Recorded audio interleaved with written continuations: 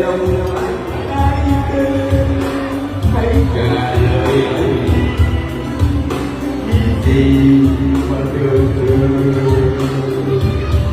nhiều lần cũng ước để cho ta cùng quên đi những năm xưa em biết chắc em thương em nhớ em tất cả là em còn khi em mong cũng đây em đến cầu mong sao cho trời sáng ước nguyện cả cuộc đời là đường mãi mãi gần em.